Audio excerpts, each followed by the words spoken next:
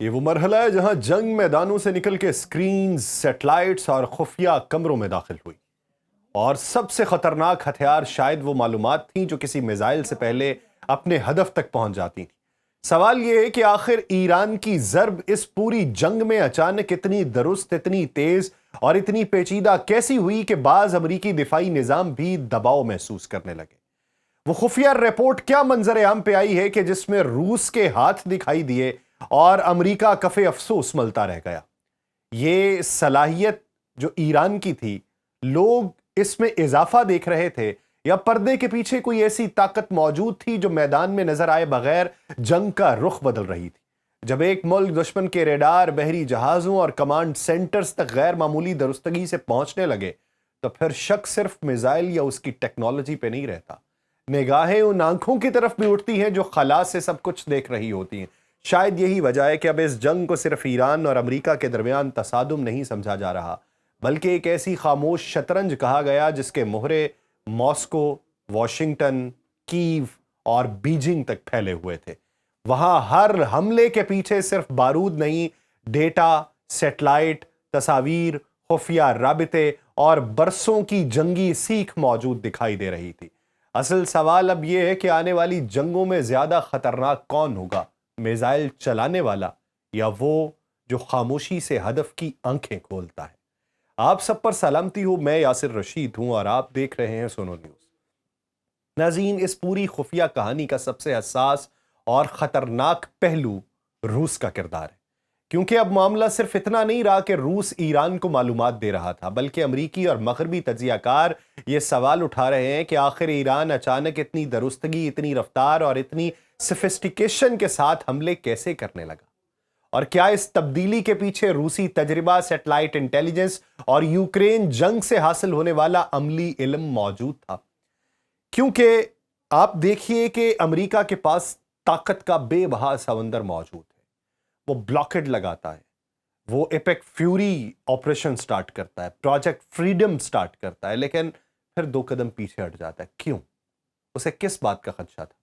وہ ایران جس کی بحری صلاحیت کو ختم کرنے کی دعوے داری تھی، جس کے ڈیفنس سسٹم کو ختم کرنے کی دعوے داری تھی، جس کی ایئر فورس کو ختم کرنے کی دعوے داری تھی، اس کے اوپر حملہ کیوں نہیں ہو رہا تھا؟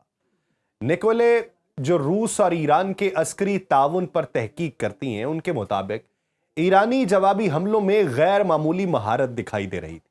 ان کے بقول صرف اہداف کا انتخاب ہی نہیں، بلکہ امریکی اور اتحادی دفاعی نظام کو بعض مقامات پر اوور ویلم یعنی دباؤ میں لا دینا بھی اس بات کا اشارہ تھا کہ ایران نے اپنی جنگی حکمت عملی کو پہلے کے مقابلے میں کہیں زیادہ بہتر بنا لیا تھا۔ تو یہاں ایک اہم موازنہ سامنے آیا اس رپورٹ میں یہ موازنہ سامنے آیا کہ ایران کی کارکردگی گزشتہ سال اسرائیل کے ساتھ ہونے والی 12 روزہ جنگ کے مقابلے میں بھی زیادہ مؤثر دکھائی دی، یعنی صرف چند مہینوں میں ایرانی حملوں کی کوالٹی میں نمایاں تبدیلی آئی۔ تو یہ وہ نقطہ تھا جس نے امریکی اداروں میں تشویش بڑھائی، کیونکہ ایران نہ صرف زیادہ درست حملے کر رہا تھا بلکہ بعض مقامات پر فضائی دفاعی نظام کو عبور کرنے میں بھی کامیاب ہو رہا تھا۔ یہی وجہ ہے کہ اب ایک اور خفیہ حقیقت سامنے آئی ہے۔ امریکی فوج اپنے پریسیشن ہتھیاروں اور فضائی دفاعی انٹرسیپٹرز کو تیزی سے خرچ کر رہی تھی۔ رپورٹس کے مطابق امریکی عسکری قیادت پہلے ہی اس خطرے سے آگاہ تھی کہ اگر جنگ لمبی ہوئی تو امریکہ کو مہنگے دفاعی ذخائر کی کمی کا سامنا ہو سکتا ہے، اور یہی تشویش جو ہے یہ ایک اور تجزیہ کار ڈین کینن نے بھی ظاہر کی کہ جب ڈونلڈ ٹرمپ جنگی آپریشن کی منظوری پہ غور کر رہے تھے، اگرچہ بعد میں امریکی انتظامیہ نے ان خدشات کو کم اہم ظاہر کرنے کی کوشش کی، مگر اب سامنے آنے والی معلومات بتاتی ہیں کہ میدان جنگ میں صورتحال اتنی آسان نہیں تھی جتنی امریکن عوام کے سامنے پیش کی جا رہی تھی۔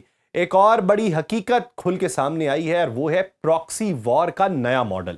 یوکرین جنگ کے دوران امریکہ نے یوکرین کو صرف اربوں ڈالر کا اسلحہ ہی نہیں دیا، بلکہ روسی اہداف کی معلومات اور انٹیلیجنس بھی فراہم کی تاکہ کیو جو ہے وہ اپنے حملوں کو زیادہ درست بنا سکے۔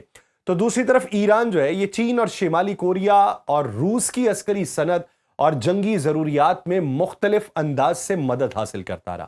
اب پہلی بار اسی ماڈل کا الٹ رخ جو ہے وہ مشرق وسطیٰ میں دکھائی دیا، یعنی روس ایران کو وہ معلومات دے رہا تھا جو امریکی اہداف کو نشانہ بنانے میں مددگار بن سکتی تھی۔ اس لیے بعض امریکی حلقے اسے ریورس یوکرین ماڈل بھی قرار دے رہے ہیں۔ ایک اور دلچسپ موڑ یہ سامنے آیا کہ ولادیمیر زیلنسکی نے خود اعلان کیا کہ ٹرمپ انتظامیہ نے ایران کے ڈرونز کے خلاف مدد طلب کی اور یوکرین اس مقصد کے لیے ماہرین بھیجنے پر آمادہ ہوا، اور بعد میں یہ یو اے ای میں اور سعودی عرب میں کنگ سلطان جو ایئر بیس ہے وہاں پہ اس کے ماہرین گئے، اور اب امریکہ بھی وہ ڈرون خریدنا چاہ رہا ہے۔ ایک طرف روس ایران کو انٹیلیجنس دے رہا تھا، دوسری طرف یوکرین امریکہ کو ایرانی ڈرون سے بچنے کی مہارت فراہم کر رہا تھا، یعنی یوکرین جنگ کا تجربہ مکمل طور پہ مشرق وسطیٰ کے میدان میں منتقل ہو چکا تھا۔ تو وہاں پر ایران اور روس کے تعلقات کو سمجھنا بے حد ضروری ہے۔ یوکرین جنگ کے دوران ایران روس کا ایک اہم اتحادی بن کے ابھرا۔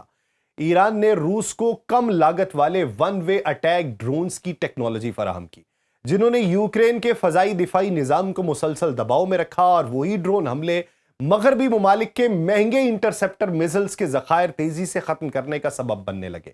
اب امریکی حکام کا کہنا ہے کہ روس اس تعاون کا بدلہ چکانے میں خوش تھا، یعنی چونکہ امریکہ یوکرین کو روسی اہداف کی معلومات فراہم کر رہا تھا، اس لیے ماسکو نے بھی ایران کی مدد کر کے ایک قسم کا اسٹریٹجک جواب دیا ہے۔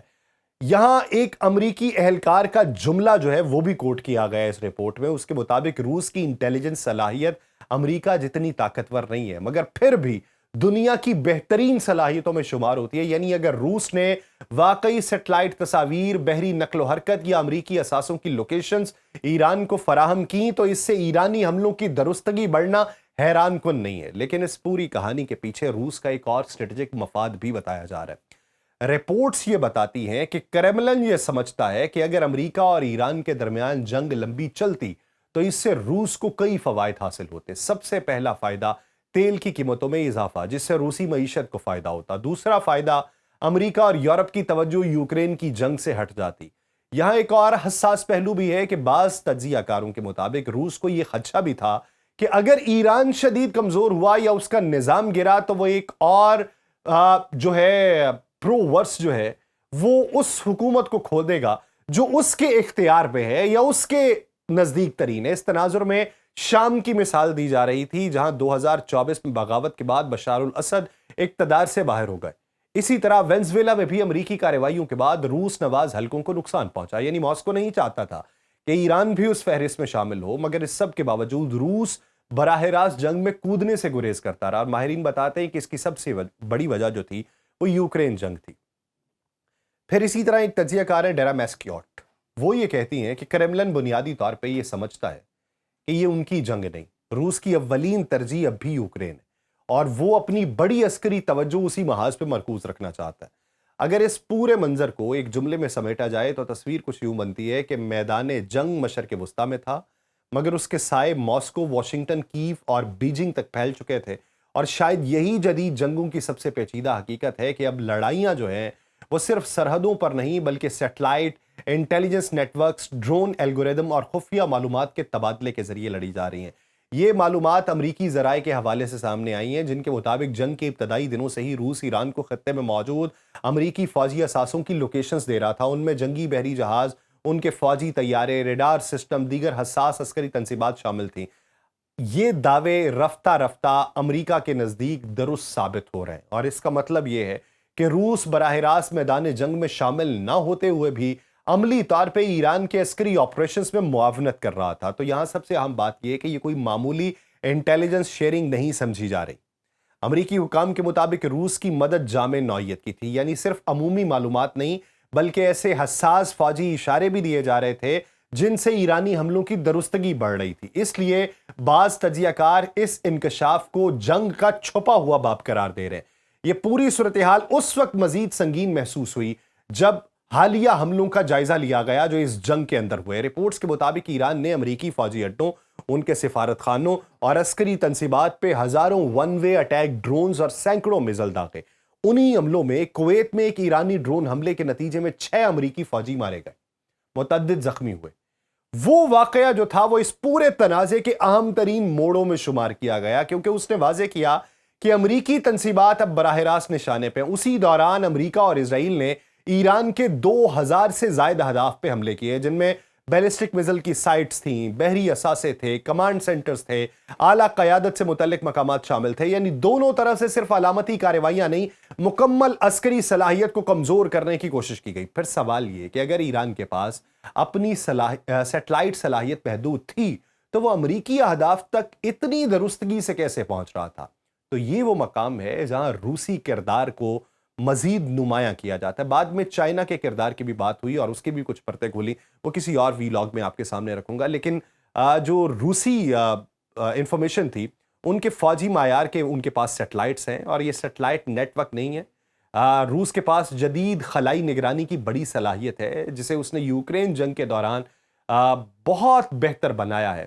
تو ایرانی حملوں میں ایک خاص بات نمایاں دکھائی دی، وہ یہ کہ عمومی بمباری کی بجائے انتہائی مخصوص عسکری اہداف کو نشانہ بنایا گیا، خاص طور پہ ابتدائی وارننگ ریڈار کو، اور پھر اس کے ساتھ ساتھ دی ہورائزن ریڈار ان کا جو ہے اس کو نشانہ بنایا گیا، کمانڈ اینڈ کنٹرول انفراسٹرکچر کو نشانہ بنایا گیا۔ تو ایران بہت ٹارگیٹڈ انداز میں حملے کر رہا تھا، اور یہی چیز امریکہ کو تشویش میں مبتلا کیے ہوئے تھی کہ اسے بیرونی انٹیلیجنس مدد حاصل ہے۔ اس کی ایک مثال سی آئی اے کے اس اسٹیشن پر بھی حملہ ہے جو سعودی دارالحکومت ریاض میں امریکی سفارت خانے کے اندر موجود تھا۔ رپورٹس کے مطابق وہ تنصیب تباہ ہوئی۔ امریکی اسٹیٹ ڈپارٹمنٹ کی اندرونی رپورٹ کے اندر یہ کہا گیا کہ عمارت کے کچھ حصے اب ناقابل بحالی ہیں اور انہیں مکمل طور پہ بند کرنا پڑے گا۔ اگر واقعی ایران نے ایسی حساس تنصیبات کو نشانہ بنایا اور صرف اپنی انفارمیشن پہ بنایا تو یہ اتفاقی حملے نہیں تھے۔ وہاں پر روس خاموش تھا اور اس کی خاموشی اہم تھی۔ جب کریملن کے ترجمان دمتری پیسکوف نے ان اطلاعات کے بارے میں یہ بتایا کہ براہ راست نہ تو تردید کی نہ تصدیق کی، تبصرہ کرنے سے بھی انکار کیا، تو روس نے عمومی طور پہ جنگ کو بلا اشتعال مسلح جارحیت قرار دیتے ہوئے اس کے خاتمے کا مطالبہ کیا۔ مگر ان خفیہ انٹیلیجنس دعووں پر کھل کر کوئی موقف سامنے نہیں آیا جو روس کے اوپر انگلیاں اٹھ رہی تھیں۔ دوسری طرف امریکی حکومت نے بھی محتاط رویہ اپنایا۔ وائٹ ہاؤس کی ترجمان اینا کیلے نے روسی مدد پہ تبصرہ کیے بغیر یہ دعویٰ کیا کہ ایرانی حکومت شدید دباؤ میں ہے، اس کی میزائل صلاحیت کمزور ہو رہی ہے، بحریہ تباہ ہو رہی ہے، عسکری پیداوار متاثر ہو رہی ہے۔ اسی وقت سی آئی اے اور پینٹاگون نے براہ راست تبصرہ کرنے سے انکار کر دیا تھا۔ دلچسپ بات یہ ہے کہ امریکی وزیر دفاع پیٹ ہیگسٹ نے ایک موقع پر کہا تھا کہ روس اور چین اس جنگ میں زیادہ فیکٹر نہیں ہے، مگر پھر بعد میں سامنے آنے والی معلومات اس تاثر کو چیلنج کرتی دکھائی دیتی ہیں۔ اسی دوران دو امریکی حکام نے یہ بھی دعویٰ کیا کہ چائنا بظاہر ایران کو عسکری دفاعی مدد فراہم نہیں کر رہا تھا، حالانکہ اس کے تہران کے ساتھ قریبی تعلقات ہیں۔ چین کی جانب سے صرف سفارتی کوششوں اور جنگ بندی کی اپیلوں پر زور دیا گیا، لیکن اس کے بعد پھر ایک اور رپورٹ منظر عام پہ آتی ہے جس سے یہ تاثر ملتا ہے کہ چائنا بھی پورا اس کے اندر انوالو تھا۔ اب امریکہ کو یہ اندازہ ہو چکا کہ پھر اگر حملے کیے گئے تو روس تمام تر سیٹلائٹ امیجز انہیں فراہم کرے گا۔ اس کے وہ طیارہ بردار بحری بیڑے جو اس وقت اس خطے کے اندر موجود ہیں اور ان کے ساتھ جو ڈسٹرائر موجود ہیں اور B-52 بامبر جیٹس جہاں پہ تعینات ہیں اور نئے ریڈار سسٹم جہاں منتقل کیے گئے ہیں اور نئے ایئر ڈیفنس سسٹمز کو جہاں پہ تعینات کیا گیا ہے، وہ تمام جگہیں بھی روس جو ہے اپنی انفارمیشن سے ایران کو فراہم کر دے گا۔ اس وجہ سے صرف بیانات میں پریشر ٹیکٹکس کا استعمال کیا جا رہا ہے، عملی قدم کوئی نہیں اٹھایا جا رہا۔ اب دیکھنا یہ کہ آنے والے وقتوں میں امریکہ اس جنگ کا بدلہ روس سے کس طریقے سے لیتا ہے۔ مجھے دیجیے اجازت، اللہ نگہبان۔